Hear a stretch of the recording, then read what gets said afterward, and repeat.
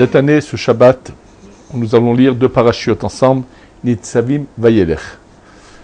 Et juste à la fin de la paracha de Vayelech, avant que Moshe Rabbeinu écrive ce qui est marqué dans Azinu qu'on appelle la Shira, cette fameuse ces remontrances, cette mise en garde que va donner Moshe Rabbeinu, il y a quelques psukim à la fin de Vayelech qui nécessitent réflexion. Moshe s'adresse donc au Am Israël et demande de les réunir. Il leur dit qui yadati, car j'ai la connaissance. Il sait que après sa mort, Moshe Rabbeinu, il leur dit que le Am Israël va malheureusement s'écarter du chemin de la Torah. Et bien sûr, il leur dit attention, il y aura malheureusement de grandes souffrances, de grands malheurs, parce que ils feront le mal aux yeux de Dieu et ils vont donc déclencher le courroux divin. Et juste après ça, c'est marqué Vedaber Moshe bozne kol kal Israël. Donc après qu'il leur dise je sais ce qui va se passer avec vous, Moshe dit aux oreilles de tout l'ensemble de l'assemblée d'Israël et divrei Ashira Azot Atuma, les paroles de cette Shira qui est celle de Azinu Hashamer Advad Dabera, ainsi de suite. Cette mise en garde. Qu'est-ce que Moshe veut donner comme message? Quel enseignement veut-il dire? Car je sais que vous allez fauter. Apparemment, ça veut dire qu'il n'y a pas de libre arbitre. Et qu'est-ce que ça apporte de le dire? Pourquoi, supposons que Moshe a une vision, bien sûr qu'on a dit, qui nous met en problème avec le libre arbitre, mais quelle que soit la vision qu'a eu Moshe, pourquoi quelle est la nécessité qu'il a de dire ces paroles avant de mettre sa mise en garde de cette Shira qui est à Azinu? Quel est le message que veut donner Moshe? Alors, pour comprendre ce qu'il veut nous transmettre Moshe à travers ce message, on va revenir sur quelque chose de très beau qui est dans la paracha de Kitavo.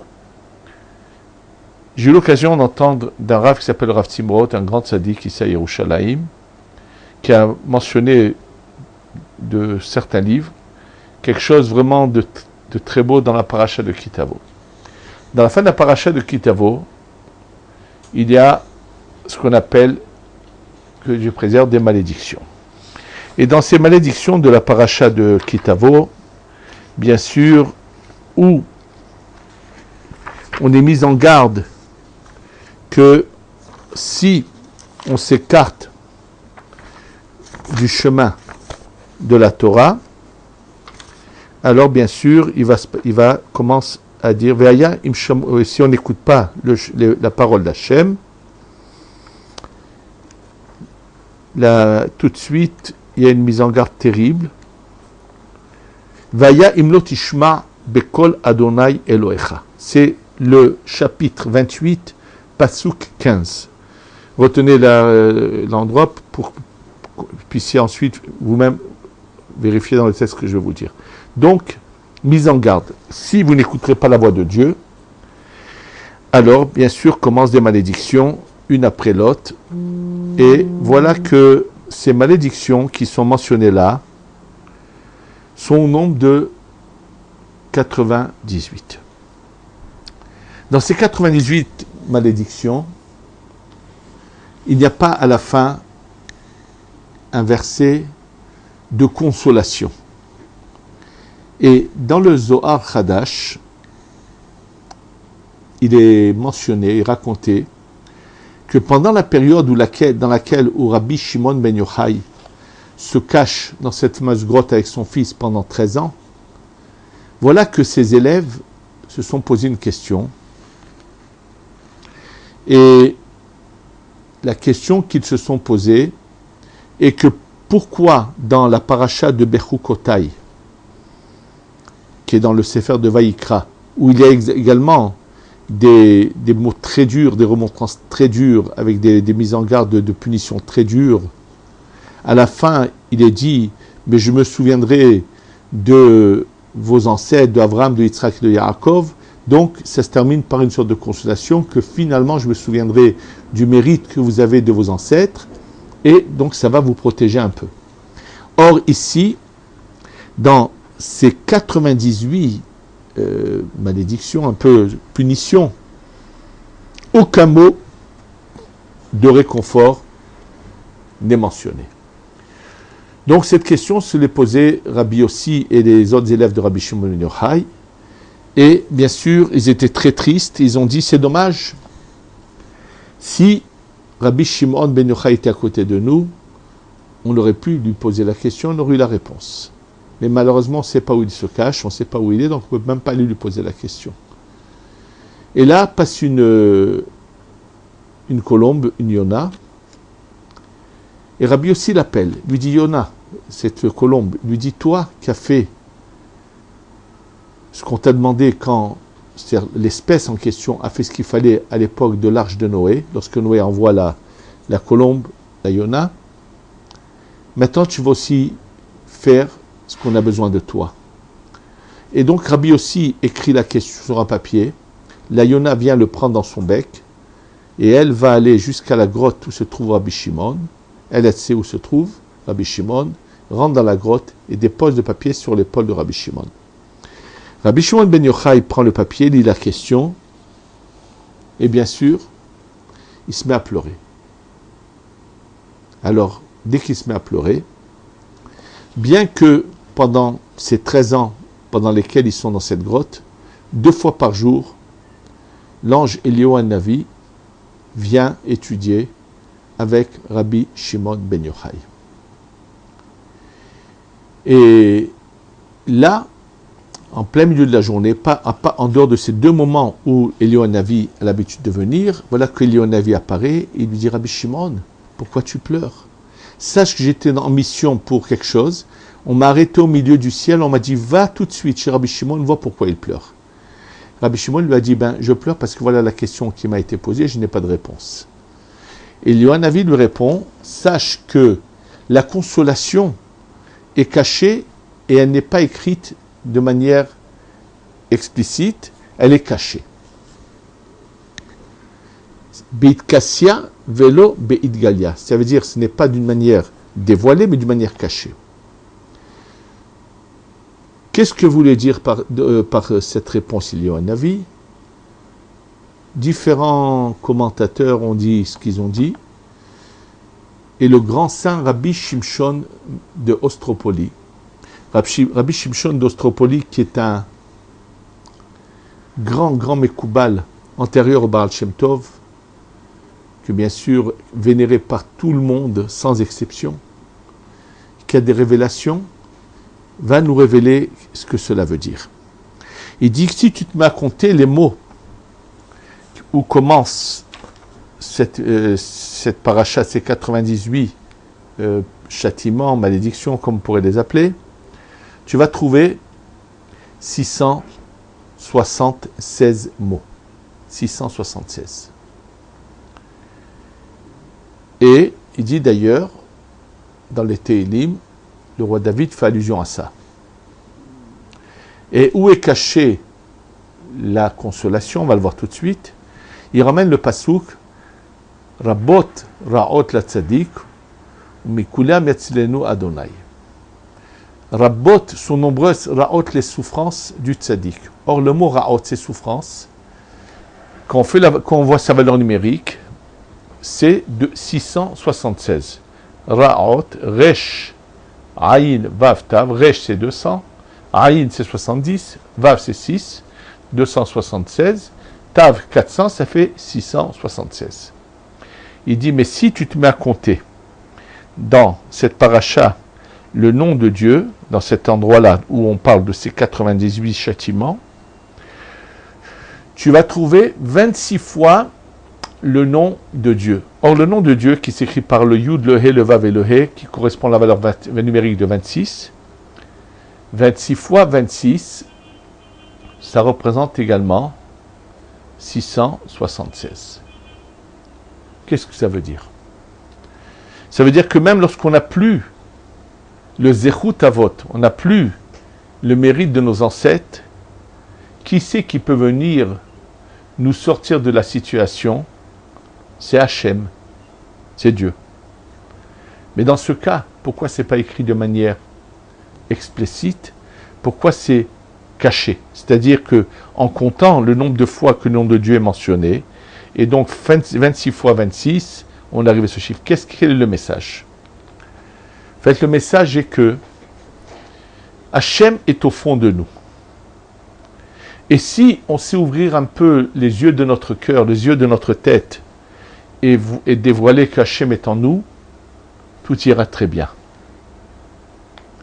En fait, ça veut dire que même si on n'a plus de mérite du tout, mais il y a Hachem qui est toujours là pour avoir pitié de nous, mais il suffit il est caché en nous, de le savoir le faire jaillir. C'est pour ça que la consolation est cachée.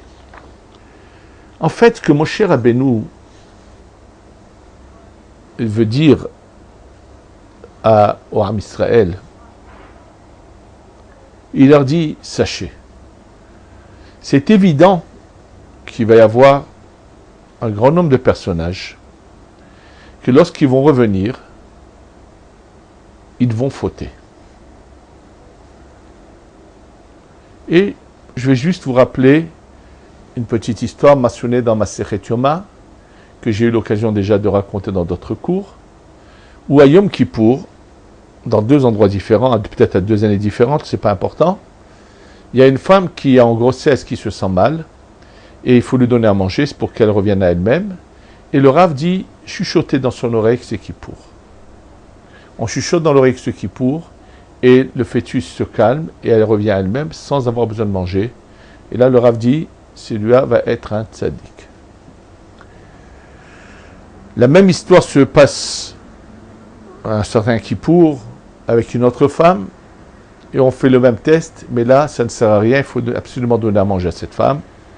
Et là, le Rav dit, celui-là, ça va être un rachat, un impie, un mauvais, un méchant.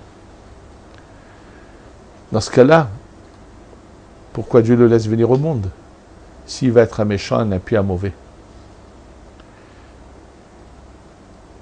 Même si, pour des raisons qu'on a déjà expliquées, qu'on va juste mentionner rapidement, il va être presque impératif qu'une personne faute, si on la laisse venir sur terre, c'est parce qu'elle a la possibilité de réparer et de changer le mal en bien.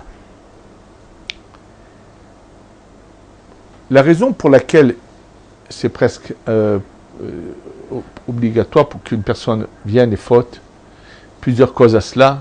Si dans sa vie antérieure était un grand fauteur, donc cette nature va de nouveau se manifester. Mais si on la fait revenir dans ce monde, c'est parce qu'on va lui donner la chance de changer cette mauvaise nature.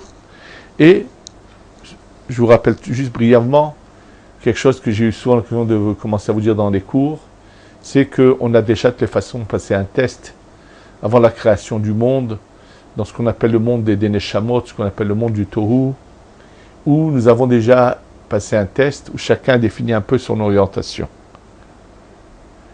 Et ceux qui prouvent déjà dès le départ qu'ils ne vont pas vouloir changer, alors on ne leur donne pas la chance de continuer, au contraire, on les arrête avant.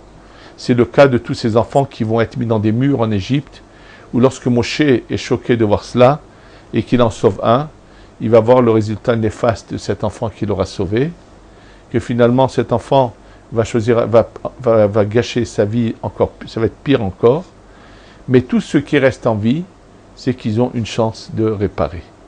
Et c'est ça ce qu'en fait Moshe vient leur dire.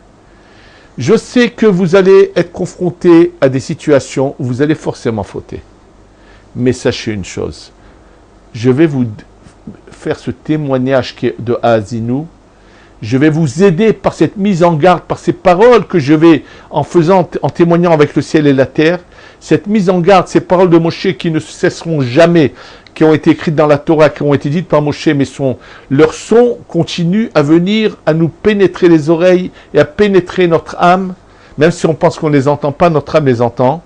Ces paroles qui n'ont pas de fin, qui seront toujours là présentes, Ce sont des paroles qui sont là pour nous aider. Moshe, avant de mourir, leur dit, je sais, d'ailleurs, ce qu'il dit ne se passe pas immédiatement après sa mort.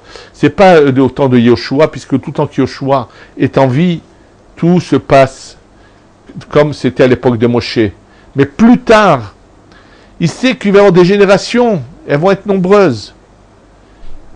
Mais elles ont toute la possibilité de s'améliorer, de changer.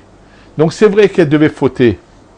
Comme on le voit dans certains exemples de la Gemara, par rapport au roi Ménaché, que lorsque quelqu'un parle de lui d'une manière un peu moqueuse, il lui vient en rêve en lui disant, si tu avais été à mon époque, tu aurais couru derrière ma cape pour aller courir à l'idolâtrie. Ça veut dire qu'ils ont été confrontés à des situations, à des épreuves très dures, que nous ne pouvons pas comprendre, et que chacun dans chaque génération a ses épreuves. Mais tous ceux qui se trompent et qui fautent doivent le savoir. Il y a moyen de réparer. Quel est ce moyen? C'est faire jaillir Hachem qui est en nous. Et ça, c'est à tous les niveaux. Qu'est-ce qui empêche que Hachem qui est en nous jaillisse, puisse sortir et se dévoiler et nous aider à changer? Il y a, je pense, deux problèmes majeurs. Le premier qui est le plus grave et qui est pour tout le monde à tous les niveaux est celui de l'orgueil. Et celui de l'orgueil touche tout le monde sans exception. Tout le monde sans exception. Quel que soit le niveau que peut avoir un Ben Israël, un Rav, il peut être au plus haut niveau de la Torah et il peut quand même trébucher.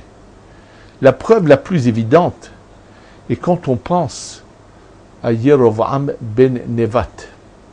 Yerovam ben Nevat, premier roi d'Israël, qui va être nommé roi par le prophète Ahiya Shiloni. Ahiya Shiloni reçoit une prophétie où Dieu lui dit, puisque Rehavam, le fils de Shlomo, s'est mal conduit, la royauté va être coupée en deux. Rehavam va avoir uniquement la tribu de Yehuda et de Binyamin, et les autres 10 tribus vont avoir un roi, qui Yerovam ben Nevat. C'est un érudit en Torah sans pareil. La Gemara dit, sa Torah était une merveille, c'était on ne pourrait pas s'imaginer quel niveau de Torah il avait. Et qu'est-ce qui le fait tomber? C'est que lorsqu'ils vont devoir monter à Jérusalem, au temple, le seul qui ont le droit de s'asseoir dans le temple, c'est la descendance du roi David. Et pensant que le roi des deux tribus, donc, va s'asseoir, et lui, le roi d'Israël, ne va pas s'asseoir, son ego est touché, son orgueil est touché, et malheureusement, il va devenir le pire des idolâtres. Et Dieu s'adresse à son âme, et l'attrape comme c'est marqué par le vêtement, et le Harizan nous explique que ce n'est pas son vêtement matériel, mais il cause, il discute, il dialogue avec son âme. Et il lui dit, Hazor Becha, reviens sur tes erreurs. Va'ata Ben Ishai netayel beyachad began Eden. Et toi avec Ben Ishai, avec David Ameler, nous allons nous promener ensemble began Eden. Et quelle est sa première question avant d'accepter cette proposition divine? Mi Barosh, qui va être à la tête? Il dit Mi Barosh, David, le roi David. Alors il dit non, il veut rester un idolâtre, il va détruire son âme complètement. La question qui est posée, mais Dieu lui a dit, toi et Ben Ishai, donc il l'a mis en premier. Ça ne lui suffisait pas d'avoir entendu d'Hachem, toi et Ben Ishai. Il fallait qu'il entende que lui est à la tête. Malheureusement, l'orgueil l'a détruit. Et ça, il faut le savoir. Quel que soit le niveau de la personne, jusqu'au dernier souffle de sa vie, il ne peut pas être sûr qu'il ne trébuchera jamais là-dessus. C'est une épreuve à laquelle sera affronté le plus grand des plus grands jusqu'au dernier souffle de sa vie. Et donc, c'est un combat et un travail constant.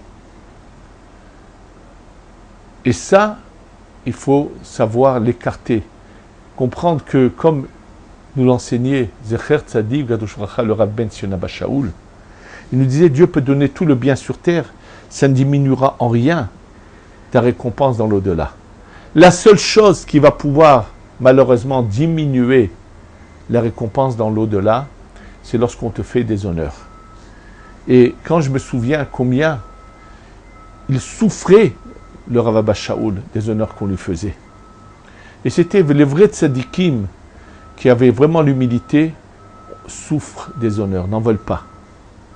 Malheureusement, combien sont-ils à comprendre cela et à être sûrs de s'être écartés de cela? Combien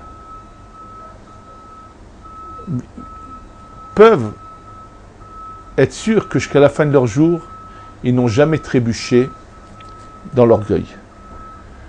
Même des fois après leur mort, lorsque par exemple, quelqu'un va écrire dans ses livres des textes dans lesquels il va chercher à ce que ceux qui vont lire vont le prendre pour quelqu'un, voilà que malheureusement, même qu'il va quitter ce monde, il pense déjà à ce qu'on va dire sur lui après. C'est pas sans raison que des grands tzadikim, comme le cas par exemple, cette année nous avons perdu malheureusement le fils aîné du Rav Ovadia Yosef, le Rav Yaakov Yosef, qui était un tzadik exceptionnel, d'une grande modestie, d'une grande sainteté, et qui a demandé que soit écrit sur sa tombe uniquement les mots Avdecha ben Amatecha, ton serviteur, le fils de ta servante. Il n'a pas voulu qu'on marque un mot de plus sur la pierre tombale. Ils ne veulent pas d'honneur, même après leur mort. Et sachez que c'est un point que si grand nombre d'entre nous prenaient conscience, ils verraient qu'ils font de grandes erreurs. Et je vais vous donner un exemple. Au moment des fêtes, bien sûr, dans les synagogues sont vendus des mitzvot, sont vendus l'ouverture du Sefer, toutes sortes de choses. Le Hida nous dit, celui qui en achetant fait de la tzedaka, mais il va avoir de cela de l'orgueil, non seulement qu'il n'aura pas de récompense sur sa tzedaka, cette aumône qu'il aura donnée, mais il va être même puni d'avoir utilisé une mitzvah pour cela. Quand je pense à certains personnages excessivement riches, mais qui donnent qu'à de grands renoms, je pense qu'ils devraient se remettre en question. Pourquoi ne peuvent pas-ils regarder tous les petits misérables, tous ces petits malheureux? Parce que, pour leur honneur, ça fait mieux de donner des grandes sommes à des grands personnages. Mais ce n'est pas ce que Dieu attend d'eux.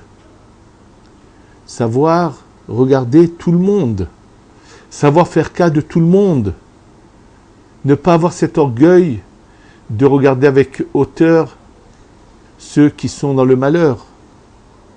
Et oui, malheureusement, Vaishman Yeshurun Vaiv'at. Malheureusement, souvent, l'argent est la cause de cette attitude orgueilleuse et vaniteuse qui est quelque chose qui empêche de dévoiler Dieu qui est en nous. Et ça, Hachem, Dieu le dit, je ne peux pas résider avec un orgueilleux. Donc, Moshe Rabbeinu, quand il nous met en garde, il nous dit, c'est vrai, vous allez être confronté à des épreuves, vous allez trébucher. Mais si vous êtes en vie, c'est parce que vous avez la chance, la possibilité de réparer cela. Mais pour cela, il faut se travailler. Il ne reste pas beaucoup de jours pour Rosh Hashanah. Je pense que c'est un point qu'il faut absolument que chacun de nous pense, se travaille et comprenne que c'est de la stupidité, c'est vraiment de la faiblesse, je ne sais pas comment on pourrait expliquer ça, que ça n'apporte absolument rien et qu'au contraire, on devrait dire merci à Hachem de ne jamais avoir d'honneur et d'orgueil. Qu'on sache s'écarter de tout cela. Malheureusement, je viens d'entendre encore une petite anecdote, une petite histoire authentique, pas une anecdote, pardon. Quelqu'un qui a rencontré un certain monsieur qui est un Baal Tshuva de quelques années, qui entre guillemets se prend pour un Rav et qui commence à vouloir diffuser la Torah. Et puis en le rencontrant, il lui dit qu'il se présente en lui parlant d'un autre personnage qui est un Rav, qu'il connaît. Et il me raconte que lorsqu'il dit à ce monsieur qu'il connaissait, l'autre avec tout son orgueil et sa fierté, il dit « Ah lui, oui, je le connais, mais bien sûr. D'ailleurs, un de ses élèves est venu chez moi. » Dans le cas en question, c'est même pas vrai. Alors la personne qui m'a raconté ça, me racontait pour me dire qu'elle était tellement choquée de la réaction de ce Baal Tshuva qui se prend pour un Rav, et qui voulait tout de suite essayer de se rehausser en disant l'autre qui était bien plus grand que lui est plus bas. Il l'a remis bien sûr d'une manière en place. Il m'en a parlé pour avoir mon opinion, c'est tout, mais malheureusement, comme je vous le dis, personne n'est protégé de cela. Et je pense que c'est le moment de savoir se remettre en question, surtout, et que Be'ezrat Hashem, Akadosh Baruch Hu nous aide à ouvrir nos yeux, à dévoiler Hashem qui est en nous, à faire une vraie teshuva qui nous amènera la délivrance totale pour nous et l'Am Israël. Amen. Et je vous le redemande encore et je vous le répète, ceux qui veulent participer au Kaparot à travers le Kollel, n'ont qu'à nous envoyer leur nom et donner leur participation qui nous aidera à continuer à faire diffuser la Torah. Ceux qui peuvent nous aider aussi à aider les pauvres, ceux qui n'ont vraiment pas de quoi manger, je les remercie que ces mitzvot les accompagnent. Et sachez que cette aide nous est indispensable pour pouvoir continuer Be'ezrat Hashem à la diffusion de la Torah et que Akadosh Baruch Hu vous comble à tous de tout bien. Amen. Shana Tov V'Vorechet Tichadvu Tehatmu Lehayim Tovim Ulshalom. Amen ve Amen. Yerushalayim.